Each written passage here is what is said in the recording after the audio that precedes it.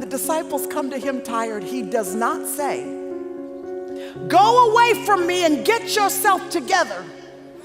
Come back and then I can use you." He says, "Come away with me." The day is coming and you don't know the day or the hour.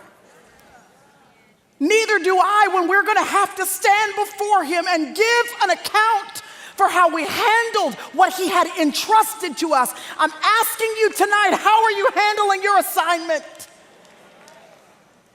Because young women, if you think that you're young because of your age, listen to me. If you're 20, but you only have till 30, you're pretty old.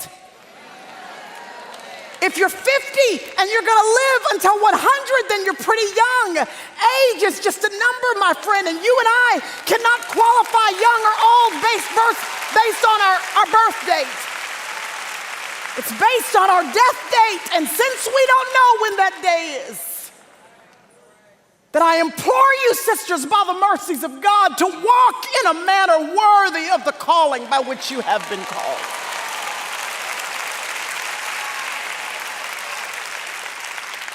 Because listen, I don't know about y'all, but when I see him face to face, I'm looking for a well done. I'm looking for well done. When I see him, he will not ask me how many Instagram followers I had.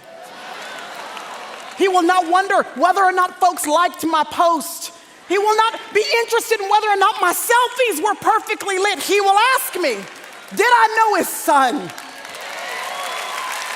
And then I will give an account. So the disciples, they come and they give an account to Jesus. I wondered if there was a recipe for effective ministry. Because if these guys were willing to come and look Jesus in his face and give an account, I figured there might be a recipe for us for effective ministry. I'm interested. Anybody interested? There are 3 ingredients to the recipe. Luke chapter 9, verse 1, it says, he called them. He called them. And his calling superseded any personal ambition that they had.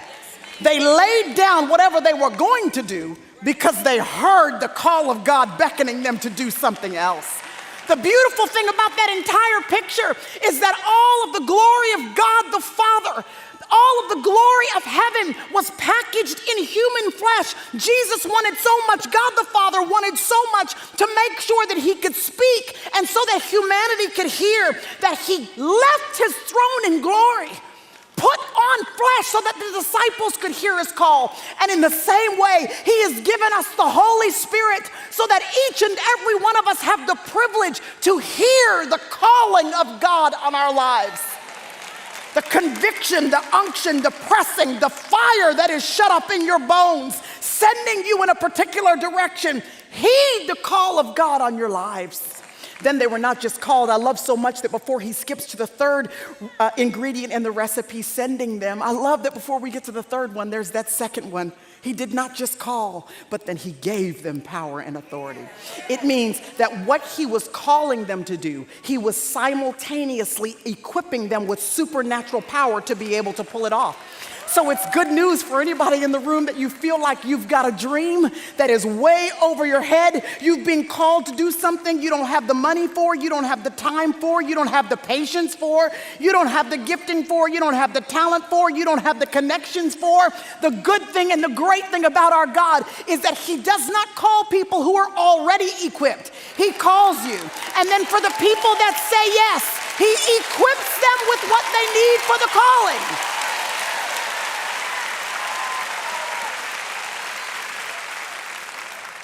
He entrusted them with power and authority. And can I tell you why this is important? This is important because in order to accomplish supernatural tasks, you have to have supernatural capacity. In other words, you can be the most talented person in the world, but if you go in your own strength and power, you still won't be able to accomplish the God calling on your life. It requires what it is that only God himself can give to you to accomplish the task. Ooh, the enemy hopes you will go in your own power. He hopes you will think you are flashy enough and savvy enough and talented enough and impressive enough so that you will no longer lean on God instead of leaning to your own understanding.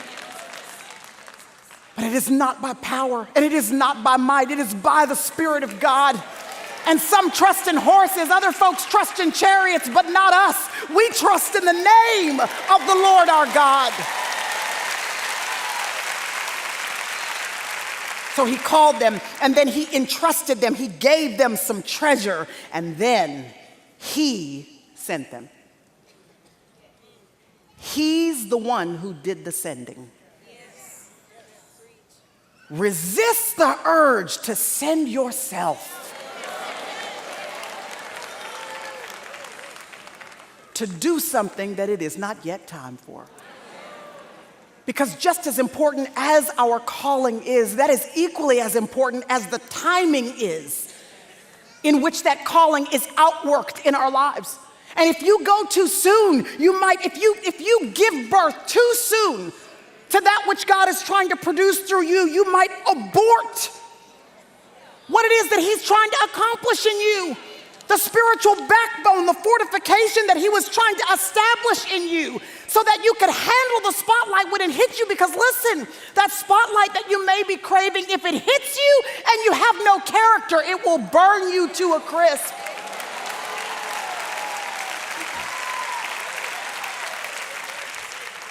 So he called them, he entrusted them, he sent them out, and they returned to him and gave an account.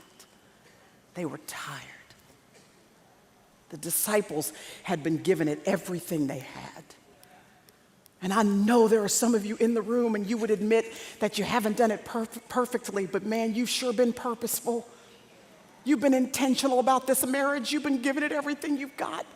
You've been intentional about that teenager. You've been giving that kid everything you got. This toddler that has this specific bent or this specific issue that you've been doing everything you can, going to see every expert that you can, reading everything that you can to be the best that you can.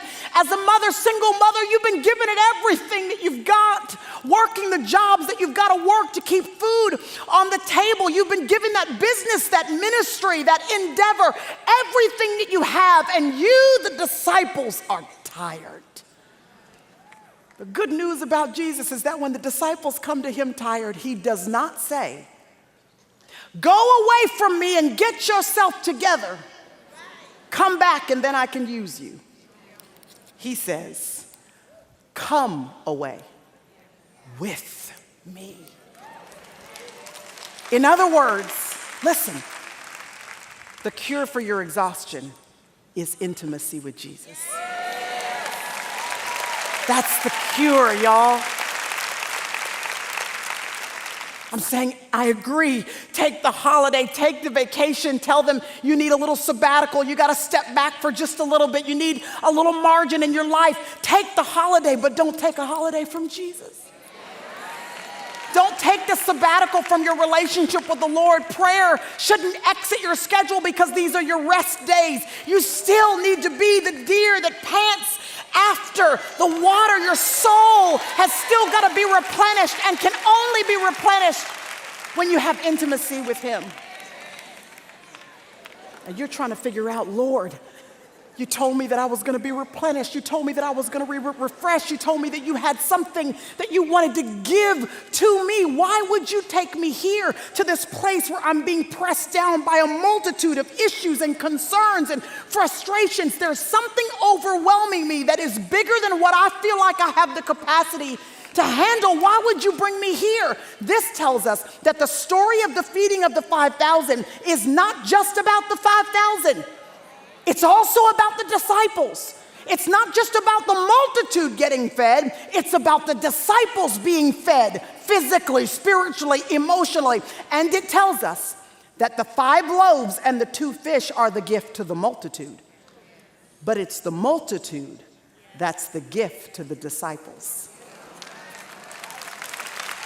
Because the multitude is what's going to make them have to finally open up their drawer, pull out the treasure that they would have otherwise ignored, place it in the hands of a multiplying master who's gonna show them what it looks like when he takes their little bit and makes it a lot.